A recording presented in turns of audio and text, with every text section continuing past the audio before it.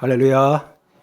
예, 부목사 아니었고 전도사 때 그리고 강도사 때까지 있었습니다. 92년도부터 한 3년 반 있었으니까 95년도까지 제가 옛날에 이름 바꾸기 전에 부산 서교에 있을 때 봉사했던 것 같습니다. 만나게 되어서 반갑습니다. 저도 오랜만에 왔기 때문에 고향 교회 온 듯한 기분으로 편안하게 말씀을 전하도록 하겠습니다. 오래전에 제가 어느 이웃교회 목사님에게 들었던 이야기입니다. 거기에 아주 충성스러운 집사님이 계셨는데 은행에서 중역으로 일하시고, 근데 어느 날 목사님께서 집사님 이제 세상 일 많이 하셨으니까 저하고 교회 일 좀 같이 해요. 괜찮은 직장에서 또 여러 가지 좋은 환경이 있었는데 목사님 말씀하시니 집사님께서 예, 순종하겠습니다. 듣고 보니 그 교회 사무장 담당하시던 장로님께서 얼마 있지 않으면 정년 은퇴를 하시게 되었어요. 은퇴하시면 집사님께서 교회 사무장으로 함께 일하자 그런 내용이었습니다. 그런데 그 이후 얼마 있지 않아서 집사님께서 병원에 가서 진단을 받으셨는데 위암 말기 판정을 받으셨어요. 수술을 하거나 치료를 받아야 되는데 병원도 워낙 위험한 수술이어서 수술하기 어렵습니다 라고 얘기를 하는 거예요. 큰일 났잖아요. 그분이 이제 분당에 사셨는데 목사님께서 그 가정에 신방을 가셨습니다. 가족들도 이제 마지막이라 생각하고 모두가 모여서 정말 진지한 마음으로 예배를 준비하고 있었고, 목사님께서 신방을 가시면서 보통 목사들이 어떤 환경을 두고 신방을 가게 되면 전할 말씀이 있지 않습니까? 그런데 그날은 차를 타고 가는데 예수님께서 마지막 예루살렘 입성하실 때에 제자들에게 이렇게 말씀하셨죠. 저기 마을에 가면 묶여있는 낙이 새끼 있을 거야. 그거 풀어서 내게 데려오거라. 주인이 뭐라고 물으면 주님이 쓰시겠다 하라. 그럼 풀어줄 거야. 그래서 예수님께서 묶여있던 낙이 새끼를 타고 예루살렘에 입성하셨잖아요. 그 사건이 자꾸만 생각이 나더래요. 그러면서 목사님 마음속에 그래, 주님이 쓰시면 풀리지. 주가 쓰시면 풀리지. 우리 집사님 주님이 쓰시면 풀리실 거야. 그런 마음에 확신이 들어지더래요. 그래서 가정예배 인도하면서 마지막으로 집사님께 당부했습니다. 집사님, 오늘 이 말씀 가운데 주님께 기도해 보세요. 주님, 저를 써주세요. 지금까지도 그러하셨지만은 제 인생 전체를 주님께 드립니다. 주님, 저를 사용하시고 제 모든 환경을 사용하시고 제 가정을 사용하여 주십시오. 여러분, 마지막이라고 생각하는 그 절박한 환경에서 목사가 권면하는데 아니라 할 자 누가 있겠습니까? 그 집사님이 간절하게 기도하셨고 모든 가족들도 주님, 우리 가정은 주님의 것입니다. 주님 뜻대로 하시고 사용하십시오. 기도드렸습니다. 그 이후에 놀라운 일들이 일어났습니다. 수술할 수 없다고 했는데 병원에서 마지막 희망을 가지고 수술하자고 하는 거예요. 수술했는데 수술이 잘 되었고 놀라웠게도 병을 치료받았고 더 놀라운 것은 목사님과 약속하였듯이 그 이후에 그 교회 사무장으로 충직하게 봉사를 하신다라는 간증을 제가 이웃교회 목사님을 통하여 들은 적이 있습니다. 저는 이 얘기를 들으면서 저도 마음속에 이런 생각이 들어지다. 그래, 주님이 쓰시면 풀리지. 한번 따라해 볼까요? 주가 쓰시면 풀린다. 믿으십니까? 제 마음에도 이 마음에 확신이 들어지더라고요. 저희 집에 아이가 셋이 있습니다. 셋 다 아들이에요. 아들. 재주가 없습니다. 재민이, 재신이, 재찬입니다. 우리 여기 장로님, 집사님, 권사님들 다 그러하시겠지만 자녀들을 위해서 얼마나 기도 많이 하십니까? 저도 기도해요. 새벽마다 기도하죠. 시간이 많을 때는 민이, 신이, 찬이를 두고 각각 기도해요. 바쁠 때는 민신, 찬이를 한꺼번에 기도합니다. 더 바쁠 때는 한마디로 기도합니다. 하나님, 민신찬이 사용하여 주십시오. 주님이 쓰십시오. 제가 왜 이렇게 기도하는가 하니까 제 마음에 이 아이들이 어떤 길을 걸어갈지 저는 몰라요. 음악가가 될지, 교수가 될지, 직장인이 될지, 일반 사업을 하게 될지. 저는 이 아이의 장래를 아무것도 계획할 수 없고 알 수 없지만은 분명한 것 한 가지는 주가 쓰시면 이들의 인생이 귀한 인생, 쓰임받는 인생, 풀리는 인생 될 거야. 그래서 한 사람씩 기도할 때는 하나님, 재민이 쓰십시오. 재신이 쓰세요. 재찬이 쓰세요. 바쁠 때는 하나님, 민신찬이 주님 쓰십시오. 그렇게 기도합니다. 오늘 이 예배를 드리시는 성도 여러분, 특별히 부산 서분호의 주일학교 연합회 또 교사를 위하여 수고하시는 모든 분들, 혹여 우리가 신앙생활하고 주님을 사랑하지만은 살아오는 환경 가운데 묶여 있는 것 있을 수 있잖아요. 사업에 묶여 있는 분 지금 없으신지 모르겠어요. 건강 문제에 묶여 있는 분 없으신지 모르겠어요. 교사로 사역하시고 또 여러 가지 교회를 섬기는 데 충성하지만은 뭔지 모르게 묶여서 풀리지 않는다는 느낌, 그런 것 있는지 모르겠습니다. 오늘 저와 여러분들이 동일한 마음으로 말씀을 듣고 또 그렇게 기도해 보면 좋겠어요. 주님, 나를 쓰십시오. 원래 주님의 것이니 주님의 뜻대로 저를 사용하여 주십시오. 그러면 주께서 쓰시면 저와 여러분들의 인생이 풀려질 줄 믿습니다. 사람은 외모를 보고 써요. 어디 직장에 들어가려면 이력서 내고 뭐 그렇게 하잖아요. 여러 가지 면접도 해야 되고. 하나님은 중심을 보신대요. 우리 마음의 중심이 뭔가 그것을 보시는 거예요. 공통점이 있더라고요. 사람이 사람을 쓰는 것과 하나님이 사람을 쓰시는 것 공통점 있습니다. 뭘까요? 보고 쓴다는 거예요. 중심을 보시든 외모를 보든 그냥 쓰지 않습니다. 뭔가 보는 것이 있다는 거예요. 아무나 쓰지 않습니다.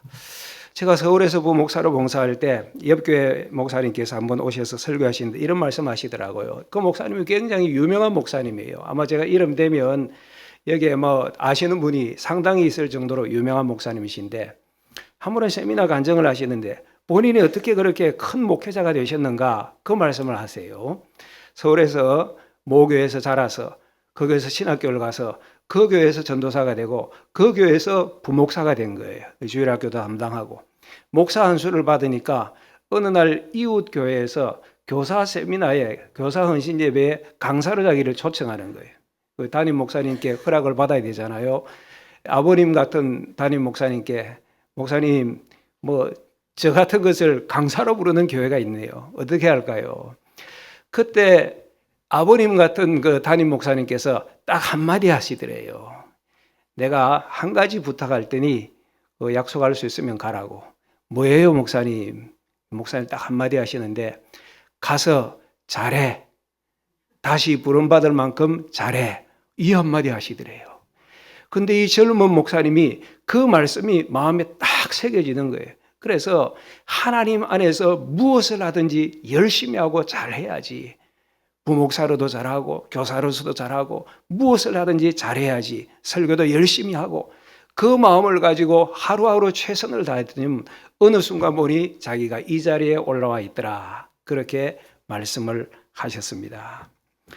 사랑하는 여러분, 우리 인생이 언제 풀릴까요? 낮은 자리에 있을 때 결정된다는 것을 잊지 마시기를 바랍니다.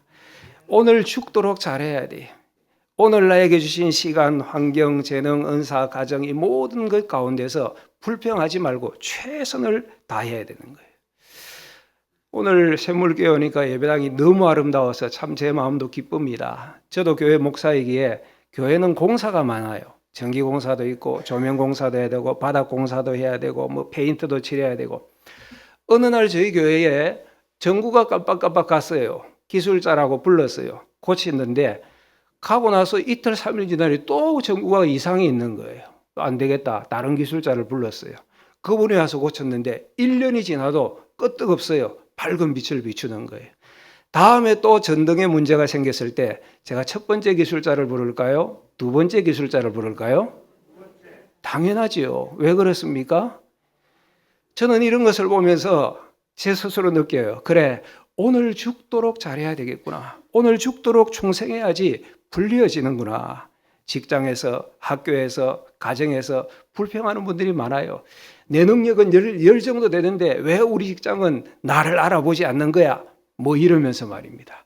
대학을 들어가도 나는 더 훌륭한 대학 갈 수 있는데 내 처지를 왜 여기까지밖에 두지 않는 거야? 어쨌든 주어진 환경 가운데 불평하고 원망하고 뭐 그런 분들이 계세요. 그런데 뒤집어 생각해 보면 오늘 내게 주어진 환경 가운데서 최선을 다할 때 그 다음 길을 열어주시는 것이 하나님이시고 여러분 그런 사람을 세상도 스카웃에 쓰잖아요. 유시간 말로 스카웃이라 그러지요. 이력서 인생 되면 참 불편해요. 50통 100통 써놓고 여기저기 막 넣어야 돼요. 잘 한다고 소문나면 데려다 쓰잖아요. 이것을 세상에서는 스카웃이라 그래요. 좋잖아요. 스카웃 되는 인생 되시기를 축복합니다. 저는 성경을 보면서 세상으로부터 스카웃 되는 것도 너무 좋지만은 주님께 스카웃 당한 사람이 있더라고요. 오늘 본문에 베드로도 그런 분 같아요. 여러분, 베드로가 예수님의 제자 아닙니까? 이력서 들고 써가지고 와서 예수님 제 이력서입니다. 저를 제자로 받아주세요. 써주세요. 그렇게 하지 않았습니다. 오늘 사건에 보면 예수님께서 베드로를 부르세요. 그런데 어떻습니까? 여러분들이 아시는 것처럼 베드로는 뭐 특별한 지위, 은사, 재능을 가졌던 사람인 것 같지는 않잖아요. 그런데 주님이 베드로를 불러서 쓰시니까 그의 인생이 풀려졌잖아요. 주님이 부르시지 않았더라면, 주님께서 인받지 않았더라면 그야말로 갈릴리의 무명의 업으로서 살아갔을 거예요. 그런데 주님이 부르시고 주님이 쓰시니 그 인생이 풀려져서 보세요. 2000년이 지난 오늘 우리까지도 베드로 하면 모두가 다 기억하고 나도 그런 믿음 가져야지 소망하고 그런 분이 되셨잖아요. 예수님께서 베드로를 부르셨어요.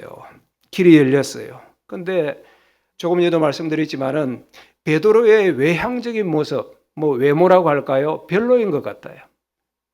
베드로가 무슨 대학 나왔죠? 네?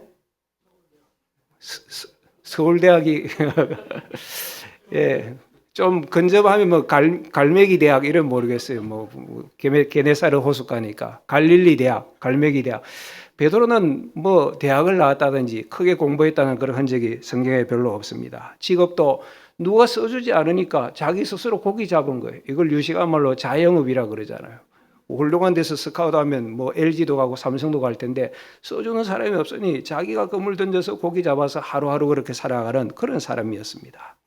그러니까 외모는 별로였다고 할 수 있어요. 그런데 주님이 부르셨어요. 왜? 중심을 보시는 주님이시니 아직 다듬어지지는 않은 것 같지만은 베드로의 중심 자세 가운데 뭔가 쓰임받을 만한 묵직한 것이 보였더라는 것입니다. 그 마인드 때문에, 중심 때문에 주님이 베드로를 부르신 것 같아요. 오늘 본문에서 그 몇 가지를 저희들이 좀 찾아보려고 합니다. 주님이 쓰시는 일꾼, 그 첫 번째는 따라해 볼까요? 충성.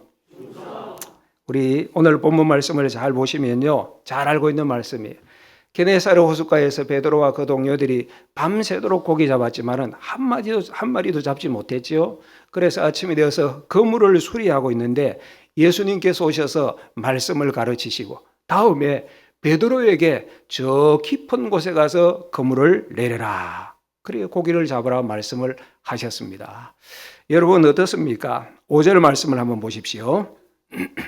이 주님의 말씀을 듣고 5절 말씀을 다 같이 읽어봅시다. 시작. 시몬이 대답하여 이르되 선생님 우리들이 밤이 새도록 수고하였으되 잡은 것이 없지만은 말씀에 의지하여 내가 그물을 내리리이다 하고 깊은 데로 가서 그물을 내려 고기를 잡으라. 예수님께서 말씀하셨어요. 베드로가 뭐라고 대답합니까? 밤이 새도록 수고하였으되 잡은 것이 어떻게? 없지만은 그럼 뭐 한 거예요? 밤새도록 거물질했는데 빈 거물질 한 것입니다. 그런데 여러분 여기에 중요한 한 가지 힌트가 있습니다. 거물 던지면 고기가 잡혀 만선되고 고기가 복작복작 올라온다. 누구나 할 수 있어요. 누구나 밤새 던질 수 있어요. 왜? 던지면 고기가 잡히는데 얼마나 재미있겠어요. 던지면 돈이니까 밤새워서 몇 날을 세워서도 잡을 수 있어요. 그런데 던져도 피레미 한 마리 잡히지 않는데 그것을 밤새도록 할 수 있다는 것은 충성입니다. 그건 아무나 할 수 없는 거예요. 그리고 나서 아침이 되었는데 또 다음 고기잡이를 위하여 그물을 깁는 이 베드로와 다른 동료들의 모습을 볼 수가 있잖아요. 세상은 사람은 유능한 사람을 뽑아요. 그런데 주님은 충성스러운 사람에게 시선이 가십니다. 우리는 이렇게 기도하잖아요. 하나님, 제게 능력을 주십시오. 은사를 주십시오. 재능을 주십시오. 그런데 여러분, 재능은 하나님께서 주시는 거예요. 하나님께서 필요한 사람에게, 필요한 사역에, 필요한 은혜를 주시는 거예요. 우리가 하나님께 드릴 수 있는 것은 능력과 재능이 아니라 충성이에요. 그래서 고린도전서 4장 2절에 맡은 자에게 구할 것은 무엇이라고요? 충성이라고 말씀하셨잖아요.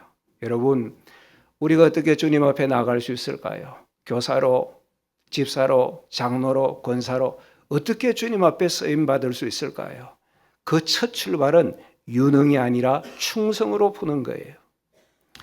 저는 하나님의 지혜가 참 깊다고 느껴져요. 하나님께서는 큰 일에 충성하는 사람도 쓰시지만은 작은 일에 충성하는 사람을 귀하게 보시더라고요. 놓치지 않더라고요. 마태복음 25장에 보면 탈란트 비유 나오죠. 5달란트, 2달란트, 1달란트 있습니다. 5달란트 받은 종은 재능과 은사가 풍성한 사람이었을 거예요. 그에 비해 2달란트 받았던 종은 5달란트에 비해서는 부족하게 받은 거예요. 적은 거예요. 은사와 재능이 부족하다고 할 수 있어요. 그런데 주님께서는 뭐라고 하십니까? 주인이 평가하면서 2달란트 받아서 2달란트 남겨 4달란트 남겼던 그 종에게도 착하고 충성된 종아, 너가 작은 일에 충성하며 그 다음 뭐라고 하지요? 더 큰 것 맡기겠다. 5달란트 받은 종에게도 똑같이 말씀하셨죠. 10달란트 남겼을 때 이 작은 것 같아 보이는 일에 충성하였으니 앞으로 너에게 더 큰 것으로 맡기겠노라. 하나님은 이런 분이시더라고요. 작은 그 일에 충성할 때 우리 주님께서 그분을 바라보시고 주시하고 계신다는 것을 잊으시면 안 됩니다. 자꾸 우리가 한 걸음 더 나가요. 엄청난 것, 대단한 것, 영광스러운 것, 큰 은사, 큰 재능, 능력의 사역. 첫 출발은 충성으로 푸는 거예요. 마더 테레사 수녀를 여러분들이 아실 것입니다. 많은 사역을 하셨지만 대표적으로 인도의 그 캘커타 빈민가에서 어려운 사람들을 평생 돌보면서 그래서 결국은 노벨 평화상 수상하였잖아요. 노벨 평화상 수상할 때에 그 리셉션이라 그럽니까? 그때 기자회견 하는데 한 직구전 기자가 이런 질문을 했다고 해요. 수녀님 훌륭하십니다. 그러나 수녀님은 평생 600명의 사람만 살린 것 아닙니까? 예를 들어 우리나라 같으면 삼성이나 현대나 이런 굴지의 기업이 있으면 수십만 명의 직원을 고용하여서 그들을 먹여 살렸는데 수녀님은 겨우 인도의 캘커타의 한 구석에서 그 부족한 사람들 600명을 먹여 살린 것 아닙니까? 직구전 질문이지요. 고약해요. 그때 테레사 수녀가 이렇게 대답을 했다고 합니다. 하나님께서 우리를 이 땅에 보내신 것은 성공하라고 보내신 것이 아니라 충성하라고 보내신 것입니다. 참 마음에 와닿는 말씀 아닙니까? 성공이 아니라 세상 바라볼 때 수치를 따지는 성공이 아니라 하나님 보시기에 주어진 자리에서 충성하는 그 사람 하나님께서 귀히 여기시고 사용하시는 거예요. 저는 요셉을 좋아합니다. 여러분들도 요셉을 좋아하실 거예요. 그런데 요셉의 생애를 보면 전반기 30년 동안은 빈거물질이었어요. 열심히 하나님을 경배하고 올곧은 신앙 안에서 아버지 야곱을 받들고 그렇지만 그때마다 번번이 실패했잖아요. 형들에게 배신당하고 죽음의 위협 가운데 빠지고 보디발 가정에서 최선을 냈지만 또 모함받아서 감옥에 들어가고 자기는 하나님 앞에서 정직하게 진리 앞에서 충성스럽게 순결을 지키고 믿음을 지키고 그런데 결과는 돌아오는 것이 없어요. 낚인 고기가 없어요. 빈거물질하는 것 같았어요. 그런데 세상은 요셉의 인생을 불쌍히 여겼는지 모르지만은 하나님께서는 이 요셉을 주시하고 계셨던 것 같아요. 때가 되면 하나님께서 그를 귀히 여기셔서 크게 쓰시고 놀라운 은혜를 베푸시는 것을 우리가 보게 되어지지 않습니까? 맡은 자에게 구할 것은 충성이다. 제가 오늘 저를 왜 부르셨는지도 모르겠어요. 과거에 우리 샘물교회 부교육자로 있어서 그런 인연도 있고 또 과거에 제가 총회교육원에서 간사로 연구원으로 몇 년간 사역을 한 그런 경험도 있고 그래서 부르셨는지 모르겠어요. 이전에 제가 총회교육원에서 사역할 때 이런 일이 있었습니다. 그때 어느 지방이었는지 교사 세미나를 했어요. 그때 말로 세미나 하면 한 1000명씩 모이고 많이 모여요. 강의 도중에 잠깐 브레이크 시간이 있었어요. 어떤 한 전도사님 오셔서 저한테 질문을 해요. 목사님, 우리 교회 주일학교 어떻게 하면 성공할 수 있을까요? 잘할 수 있을까요? 전사님, 담당하는 주일학교 학생들이 몇 명이에요? 2명입니다. 그러더라고요. 그게 주일학교 학생이 2명이었대요. 제가 딱 한마디 했습니다. 그 2명에 충성하세요. 그렇게 대답했습니다. 생각해 보십시오. 그 전도사님이 담당했던 주일학교 학생이 200명이라면 2000명이라면 아이의 이름 다 알겠습니까? 그 아이 가정 형편 알겠습니까? 근데 2명이잖아요. 내 아이처럼 사랑하고 기도하고 섬길 수 있잖아요. 충성할 수 있잖아요. 그 2 아이에 충성하십시오. 그렇게 말씀드렸습니다. 사랑하는 여러분, 오늘로 주님의 나라 사역을 위하여 수고를 많이 하시는데 왠지 모르게 빈 거물질하는 것 같아서 마음 안타깝고 또 공허하신 분 없는지 모르겠습니다. 사역자로서, 교사로서 또 전도하는데 최선을 다하는데도 던지는 건물마다 고기 한 마리 잡히지 않아서 안타까우신 분 없는지 모르겠어요. 충성은 힘들어요. 쉽지 않아요. 건물 던질 때마다 고기가 낚이면 누구나 할 수 있지. 던져도 잡히지 않으면 이건 쉽지 않은 거예요. 여러분, 성공 방법 다시 한번 정리해서 말씀을 드립니다. 주님의 뜻이라면 여러분이 기도하시는 가운데 나를 교사로 세우신 것이, 나를 집사로, 장로로, 권사로 세우신 것이 분명한 주님의 뜻이라면, 주님의 몸된 교회를 위한 것이란 확신이 들어지면 오늘 빈 거물질이라도 열심히 하시기를 축복합니다. 그때 주님이 여러분을 주목해 보실 거예요. 2번째로는 한번 따라 할까요? 첫 번째는 뭐였죠? 2번째 따라 합시다. 겸손. 5절 말씀을 다시 한번 보겠습니다. 우리 다 같이 읽겠습니다.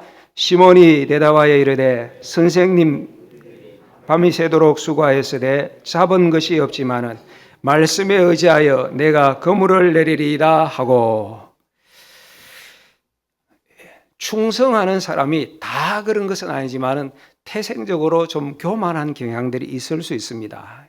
여러분들은 절대 그러하지 않기를 바랍니다. 우리 교사들도 절대 그러하셔서는 안 됩니다. 그런데 뭔가 재능 있고 능력 있고 결과를 나타내는 사람, 전문가들, 남의 얘기 잘 안 들어요. 오늘 5절에도 보면 지금 베드로가 예수님과 대화하고 있는데 예수님께서 저 깊은 곳에 가서 그물을 내려 고기를 잡으라. 여러분, 베드로는 직업이 뭐예요?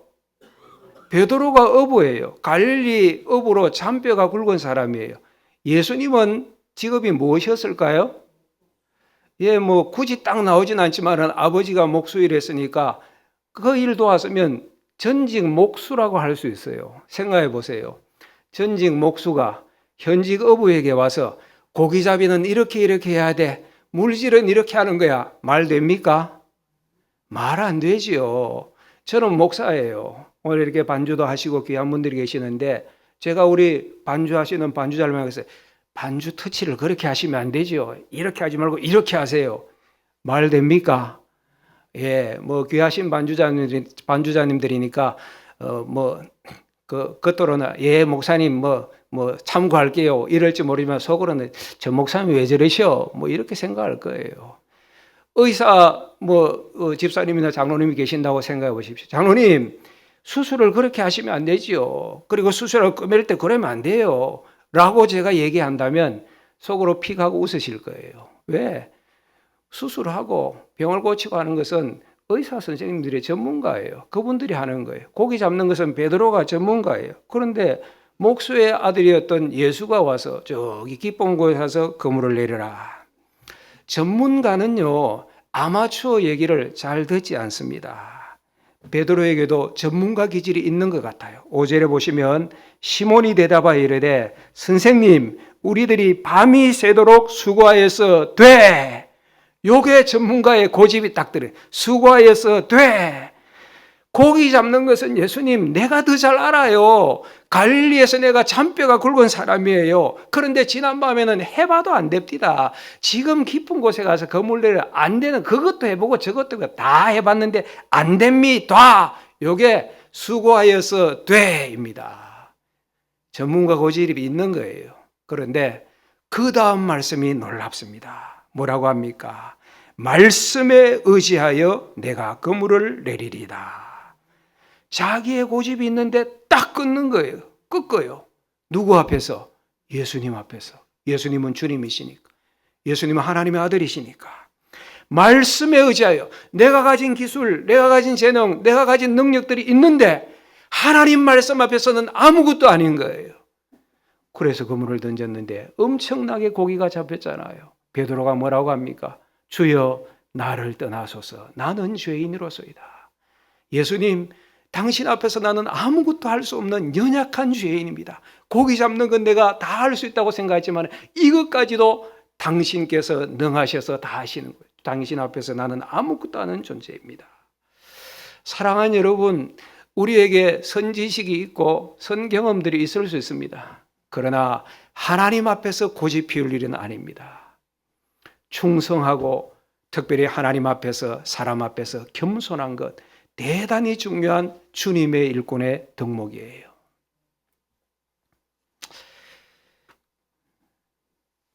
한 500명 정도 모이는 교회에 어느 충성스러운 장로님이 계셨습니다. 이것도 오래된 얘기인데 그때 한 500명 정도 모이면 대개 보통 교회의 결산이 한 8억 정도 나오는 그런 시절이었습니다. 그런데 이 장로님이 참 겸손하고 충성스럽게 교회를 섬기시는데 자기가 그렇게 하겠다고 뭐 공언한 것도 아닌데 매년마다 연말에 결산해 보면 교회 결산의 3분의 1 정도를 이 장로님이 헌금을 하세요.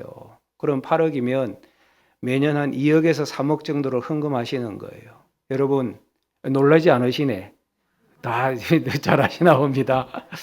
아무리 부자라도 매년 이렇게 헌금하는 것은 쉬운 일이 아닙니다. 충성이라고 할 수 있지요. 근데 이분이 더 귀한 것은 겸손의 마음인 것 같아요. 이분이 교육부를 맡고 계셨거든요.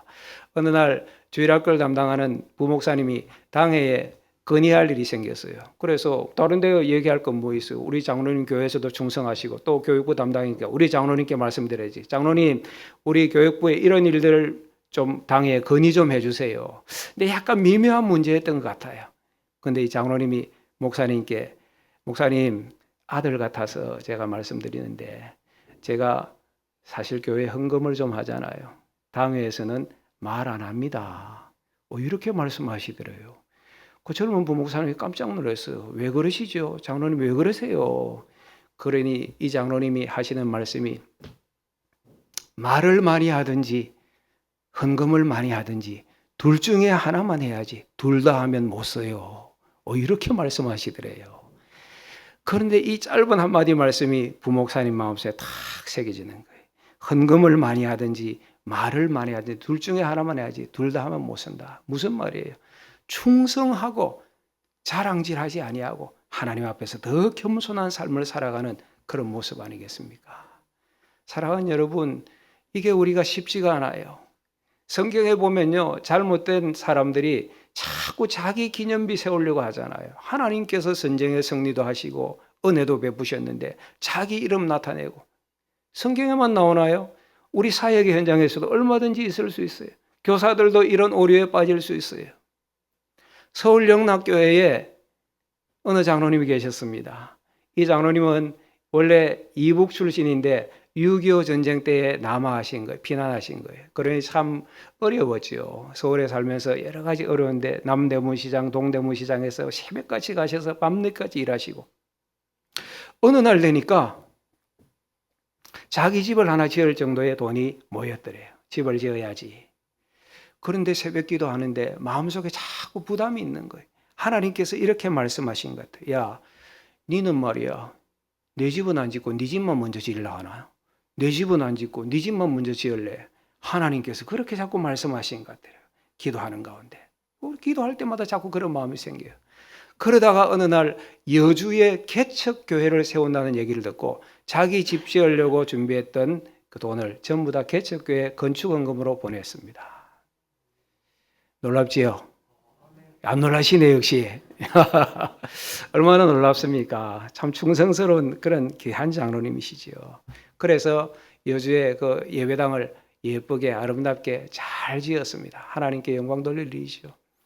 그런데 그 이후에 이제 그 교회에서 무슨 행사가 있으면 장로님께 자꾸 연락이 와요. 장로님 우리 교회 이제 헌당 예배 드립니다. 초청합니다. 장로님 귀한 분이 꼭 오세요. 또 장로님 우리 교회 이제 개척 1주년이 되었습니다. 오세요. 초청장을 보내요. 초청장을 받으면 장로님께서 헌금만 보내시고 한 번도 가지 않는 거예요. 영락교회 동료 장로님들이 장로님 한번 가보세요. 궁금하지도 않으세요. 가서 기도도 하고 격려도 해주고 얼마나 좋습니까? 한번 가보세요. 그 장로님께서 이렇게 대답을 하시더래요. 제가 거기 가면 하나님께 누가 되고 저도 시험 들고 그 교회 사람들도 시험 듭니다. 저는 이곳 영락교회 장로지 그 교회 장로가 아닙니다. 라고 대답을 하셨다고 합니다. 제가 드리는 말씀이 무엇입니까? 충성스럽고 겸손한 종. 이 두 가지를 함께 하는 것이 쉽지가 않은데 이런 주의 종들이 교회 안에 많이 있더라는 것입니다. 여기 샘물교회도 또 부산서원회 주일학교 연합회에서 사역하시는 여러분 가운데서도 충성스럽게 그리고 겸손하게 하나님 영광에 사용되는 주의 종들이 더 많이 배출되기를 축복합니다. 참 어려워요. 충성하는 것도 어려운데 충성하면서 겸손한 것 쉽지가 않아요. 조금 전에 말씀드렸지만은 사무엘상 15장에 보면 사울 왕이 전쟁 승리하고 난 다음에 자기 기념비를 세우더라고요. 이거 누가 성립케 하셨는데 하나님께서 이기게 하신 전투행위인데 자기 기념비를 세우는 이런 모습이 있는 거예요. 이러기 쉽다는 것입니다. 조금 해놓고 내 공적, 원로, 공로 이러기 쉽다는 거예요. 그러면 다 죽습니다. 자신도 죽고 교회도 죽는 거예요. 저는 모세 사건을 읽을 때마다 처음에 의아한 것 중에 하나가 이런 것이었어요. 모세가 이스라엘 백성들을 인도하면서 광야 40년을 지냈는데 얼마나 수고를 많이 했습니까? 목표가 어디예요? 어디 들어가는 것입니까? 가나안 땅 아닙니까? 모세가 가나안 땅을 밟아봤습니까? 가나안 땅 밟아보지 못하고 멀리서 한번 쳐다보고 죽었어요. 느보산에서 죽었잖아요. 하나님께서 넌 여기까지야. 느보산에서 모세를 데려가시더라고요. 느보산에서 보면 가나안 땅이 보이는데 아니 하나님이 이렇게 40년 동안 모세를 쓰셔놓고 80년 동안 모세를 사용하셨잖아요. 가나안 땅 한번 밟게라도 하시지. 좀 들어가면 얼마나 모세도 기쁘고 영광스럽겠습니까? 그런데 느보산에서 딱 데려가시더라고요. 저는 이 본문을 읽으면서 처음에는 이런 생각 들었어요. 야, 하나님도 토사구팽하시는구나. 딱 쓰고 막 팽해버리시네. 이런 생각이 들어지더라고요. 그런데 그게 아니었어요. 모세는 거기까지. 그래야지 모세가 사는 거예요. 그래야지 이스라엘이 살아요. 그래야지 여호수아가 살아요. 만일에 모세가 죽지 않고 같이 따라 요단을 건너 가나안으로 들어갔다 생각해 보십시오. 여호수아가 하는 걸 보고 여호수아 쟤는 내 시종이었어. 요단강을 건널 때 강을 그렇게 가르면 안 되지. 내가 홍해를 건널 때는 이렇게 했는데 아이고 여리고성을 칠 때는 그렇게 하면 안 되지. 이렇게 모세가 몇 마디 거들고 하면 모세 40년 동안 아름다웠던 사회 다 무너지는 거예요. 여호수아 힘들어요. 이스라엘 혼돈 가운데 빠지는 거예요. 영광 받으셔야 될 분은 오직 하나님이신 줄 믿습니다. 그 일을 위하여서 우리는 하나님이 가라한 데까지 가는 것이고 모든 영광은 하나님 받으시고 우리는 겸손의 무릎을 꿇는 거예요. 합동측에 총회장까지 하셨던 합동측 총회장 하셨지만은 제가 알고 있기에 한국교회에 참 존경을 받으셨던 목사님이십니다. 이분이 총회장으로서 여러 가지 사역도 하시고 많은 일들을 하셨지만은 또 특별히 한 교회를 오랫동안 목회를 하시고 그 교회에서 정년 은퇴를 하시게 되었어요. 은퇴식 때 일입니다. 많은 분들이 모였어요. 그 교회 성도들은 목사님을 마치 아버지처럼 그렇게 생각한, 그렇게 또 사랑하셨던 목사님이시고, 그리고 교회의 어른들도 많이 오셨고, 여러 가지 설교도 있고 찬양도 있고 축사도 있고, 마지막에 이 목사님, 은퇴하신 목사님이 답사하시는 거예요. 모두가 목사님께서 무슨 말씀을 하실까 기가 쫑긋했어요. 그런데 구절구절 많을 것 같은데 딱 1분 답사하시고 내려오시더래요. 그 내용이 뭔가 하니 누가복음 17장에 보면 어느 종 얘기가 나옵니다. 내용이 이래요. 종이 밭에서 일하고 또 양떼도 섬기고 수고를 많이 하고 저녁에 집으로 돌아오면 그 종이 수고 많이 했다고 그래 밥 먹고 쉬라 할 자가 어디 있느냐. 집에 돌아와서는 또 주인의 밥상을 차리고 주인 시종 들고 다 마치고 난 다음에 종이 자기 밥을 먹는다. 그러면서 누가복음 17장 9절에서 10절 말씀인데 딱 이 말씀을 하시더래요. 명한 대로 하였다고 종에게 감사하겠느냐. 이와 같이 너희도 명령받은 것을 다 행한 후에 이르기를 우리는 무익한 종이라 우리가 하여야 할 일을 한 것뿐이니이다 할지니라. 무익한 종은 물러갑니다. 그동안 감사했습니다. 여기까지가 당신의 은퇴사에서 딱 1분. 그리고 내려가셨어요. 거기에 앉아있던 모든 성도들과 목사님들, 교계 인사들이 그야말로 막 벼락맞은 듯한 느낌. 충격과 감동. 저는 이 목사님의 은퇴사 얘기를 들으면서 부러웠어요. 야, 나도 이런 은퇴사를 할 수 있는 인생이 되면 좋겠다. 이건 누구나 할 수 있는 은퇴사가 아니에요. 충성 안 하다가 끝에 가서 이런 말씀하시면 교인들이 다 웃을 거예요. 충성하신 분이 하나님 앞에 최선을 다하신 분이 이런 은퇴사 할 수 있겠구나. 나도 이렇게 살고 싶다. 오늘 이 예배 참여한 모든 성도들도 평가는 하나님이 하시잖아요. 사람 앞에서 영광 받으면 하늘상이 없어요. 하나님께서 영광 받으시고 우리는 끝없이 십자가 밑에 나 자신을 파묻는 겸손한 주의 종들, 겸손한 교사들이 되시기를 축복합니다. 세 번째로는 한번 따라합니다. 동역. 6절 말씀 보십시다. 6절, 7절. 우리 같이 읽어볼까요? 시작. 그렇게 하니 고기를 잡은 것이 심히 많아 그물이 찢어지는지라 이에 다른 배에 있는 동무들에게 손짓하여 와서 도와달라 하니 그들이 와서 두 배의 채움에 잠기게 되었더라. 예수님의 말씀대로 그물을 내렸더니 어떻게 된 거예요? 엄청나게 고기가 잡혀서 두 배에 가득할 정도로 그물이 찢어질 정도로 잡혔어요. 베드로가 뭐라고 합니까? 이건 내 거니까 내가 수고했으니까 나만 먹자 이렇게 하지 않고 동료들에게 어떻게 하죠? 와서 도와달라 하니 자기만 챙기지 않고 자기만 배불리지 않고 너도 같이 하자 그렇게 되어지는 거예요. 드릴 말씀들이 많은데 시간이 많이 가서 내용을 줄이겠습니다. 사랑하는 우리 사역자 여러분, 특별히 교사 여러분, 교사 사역 잘 하시기를 축복합니다. 우리 샘물교회 교사가 잘 돼야 되고 부산 서부노회 주일학교연합회 모든 교사들과 또 섬기는 교회의 교육 현장이 잘 돼야 됩니다. 그러나 교사 사역만 잘 되어서는 안 돼요. 찬양대도 잘 돼야 돼요. 구역도 잘 돼야 돼요. 모든 것이 다 잘 돼야 돼요. 교회 보면 교사 지원, 찬양대 지원 항상 연말에 보면 좀 민감해요. 좀 더 재능 있는 사람을 교사로 써야지, 찬양대로 데려가야지. 이 스카우트 경쟁이 있잖아요. 찬양대도 잘 돼야 되고 교사도 잘 돼야 되고 주일학교 안에서도 마찬가지입니다. 1학년 반도 잘 되셔야 돼요. 2학년 반이 부흥해요. 시기하지 말고 질투하지 말고 그래 우리도 잘 되고 너희들도 잘 돼야지. 함께 도우셔서 와서 같이 하자. 우리 함께 먹자.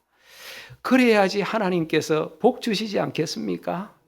그런 교회, 그런 주일학교 현장이 하나님의 은혜, 성령의 은혜가 넘치는 그런 자리가 되어질 줄 믿습니다. 물질도 은사예요. 교회도 직분도 은사 같아요. 여러분, 은사는 쓰면 줄어드는 것이 아니에요. 세상의 물질은 쓰면 없어지는 것 같지만은 성경을 자세히 보고 믿음의 사람들을 보니까 은사는 하나님이 주신 은사는 쓰면 늘고 안 쓰면 줄어요. 그러니까 하나님이 주셨는데 안 쓰면 이건 나중에 그냥 녹슬어 버리는 거예요. 제가 중고등학교 다닐 때는 체력장 같은 게 있었습니다. 요즘은 모르겠습니다. 그걸 보면 뜀틀도 있고 또 철봉도 하고 그 오래 달리기 뭐 5개 종목인가 있었어요. 제가 대체적으로 운동을 잘하는 편이었습니다. 철봉 같은 거 그때 20개 하면 철봉 만점이에요. 가볍게 했거든요. 가볍게. 저희 아이들이 중학교, 고등학교 들어갔어요. 어느 날 학교에서 철봉을 한다 하더라고요. 철봉이 턱걸이죠, 턱걸이. 그런데 하나도 못한데 첫째 아이도 그렇고 둘째 아이도 그렇고 저는 그게 이해가 안 되었어요. 왜? 저는 딱 잡으면 그때 뭐 2, 30개는 쉽게 올라갔거든요. 다른 것도 그렇지만 철봉 쉽게 했거든요. 이 녀석이 왜 철봉이 하나도 안 되지? 어느 수요일 저녁 예배를 마치고 이제 사택으로 들어왔는데 제 아파트 사택 바로 밑이 그 어린이 놀이터고 몇 가지 놀이기구 또 철봉도 있어요. 그리고 딱 아이들하고 같이 예배드리고 오이 잘 됐다. 내가 마침 딱 철봉이 보기에 시범을 보여야 되겠다. 위통을 벗고 제가 철봉대에 딱 매달렸어요. 아이들 보라고. 집사람하고 다 했네. 잘 와. 이렇게 하는 거야. 쫙 올라가지고 대까지 턱을 올렸는데 더 이상 이게 부들부들 떨리면서 안 올라가. 그런데 내려올 수도 없어. 쪽팔리니까. 넌 다 할 수 있다고 했는데 올라가지도 않고 내려가지도 않고.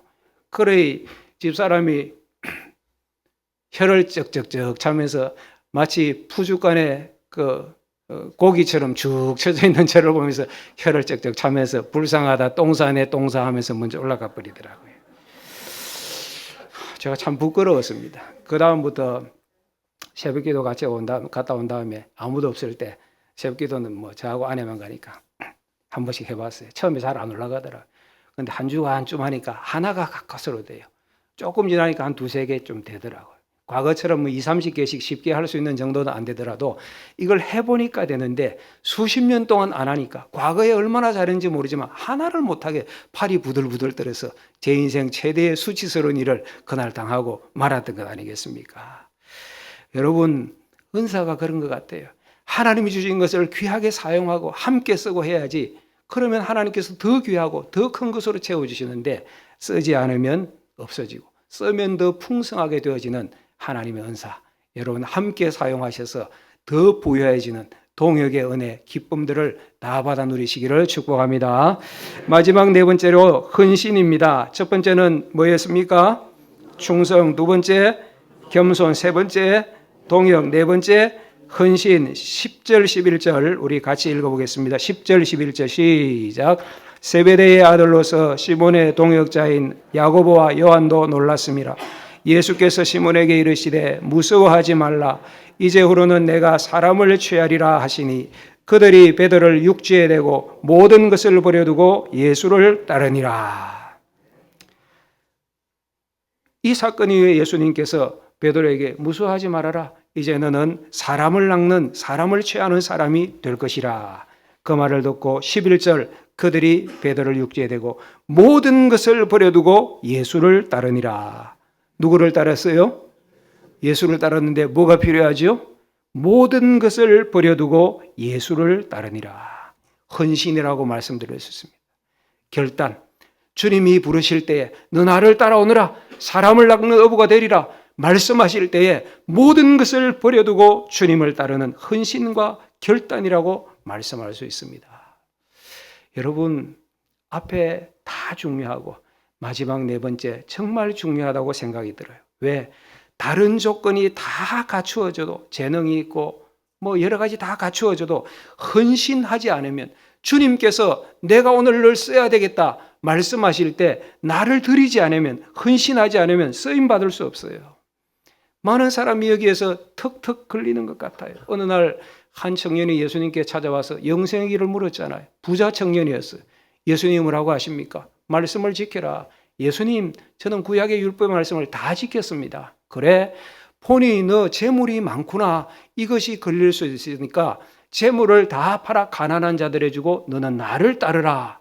라고 말씀하실 때 이 청년이 근심하다가 예수님을 떠나가고 말았습니다.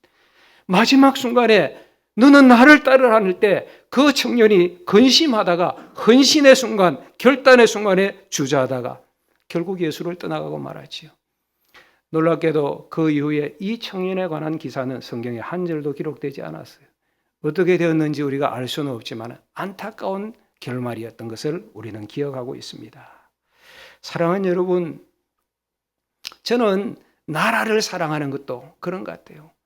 대한민국 국민 중에 나라를 사랑하지 않는 사람이 어디에 있겠습니까? 여당, 야당, 정치적 견해는 다르지만 다 나라를 사랑해요. 그런데 나라를 위해서 뭐 좀 하자고 하면 주춤하잖아요. 좀 헌신하자면, 희생하자 하면 주춤하잖아요. 젊은이들이 막 대한민국 하면서 나라 사랑한다고 오토바이 타고 막 2002년 월드컵 때 그렇게 과음치되지만, 그래 나라를 위해서 군대 와서 좀 충성해봐라. 그러니까 어떤 친구들은 자기 발목 인대도 끊어버리고 나는 그건 못하겠어요 뭐 이러잖아요. 나라를 사랑하는 것도, 교회를 사랑하는 것도, 성도를 사랑하는 것도 저는 다 마찬가지로, 오늘 여기 샘물교회에 나와서 예배드리는 성도들 가운데 하나님 사랑하지 않습니다 라고 말하실 분이 누가 있습니까? 다 우리는 하나님을 사랑한다고 고백하고 찬송하고 기도하는 것입니다. 성도를 사랑하지 않겠습니다 라고 말할 자는 아무도 없어요. 하나님 사랑합니다 라고 기도하고 그 마음을 가지고 있지만은 결정적인 순간에 에서드처럼 죽으면 죽으리이다, 이건 못하겠다는 거예요. 결정적인 순간에 주님의 영광을 위하여 삭개오가 내 소유의 절반을 내놓겠습니다, 이건 안 하겠다는 거예요. 주님은 사랑해요. 우리가 말입니다. 주님은 알아요. 그런데 주님께서 오늘 너를 통하여 영광 받으시겠다 말씀하실 때에 헌신하는 일들에 주저하는 것, 여기에서 우리 신앙이 턱턱 걸려버리는 것입니다. 사랑하는 여러분, 다윗이 골리앗을 이기는 것은 어떻게 인간적으로 계산해 봐도 이길 수 없는 싸움이란 것을 잘 아실 거예요. 이길 수 없잖아요. 그런데도 불구하고 다윗이 만군의 여호와의 이름으로 나아갔잖아요.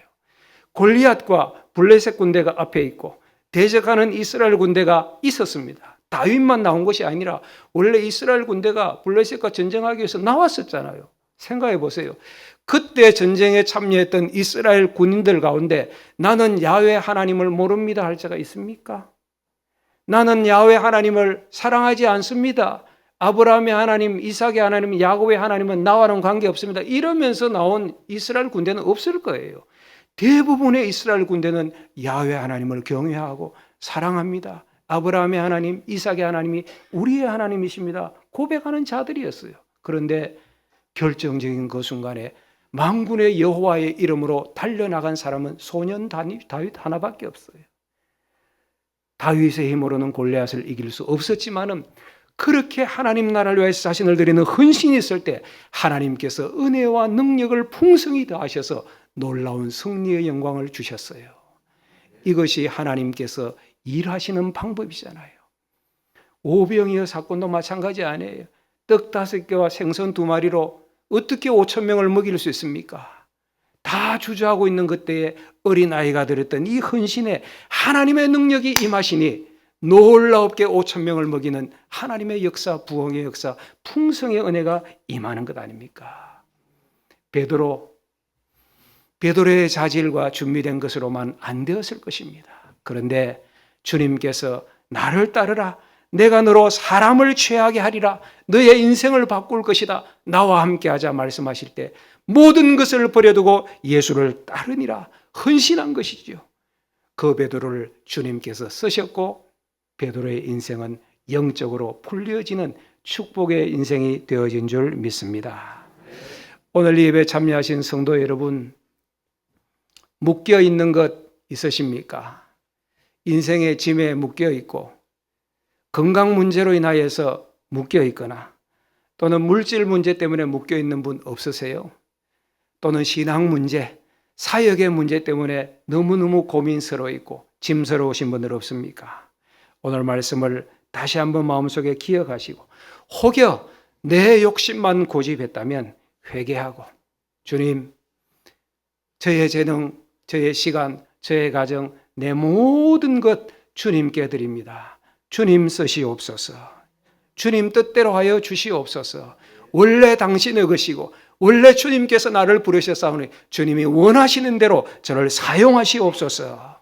그렇게 기도드려 보시기 바랍니다. 주님께서 귀히 보시고 여러분들을 들어 쓰시면 여러분들의 인생이 불리어질 줄 믿습니다. 기도드리겠습니다.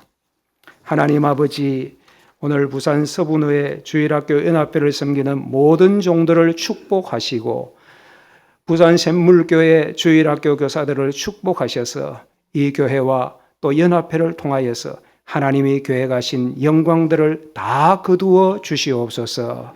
우리가 이왕 예수님을 믿는 자로 이 자리에 나와 있는데 시시하게 믿는 사람이 아니라 주님께 영광스럽게 쓰임받는 교사들, 사역자들, 하나님의 사람으로 살아가는 모든 주의 백성들 되게 하여 주시옵소서. 예수님의 이름으로 기도합니다. 아멘.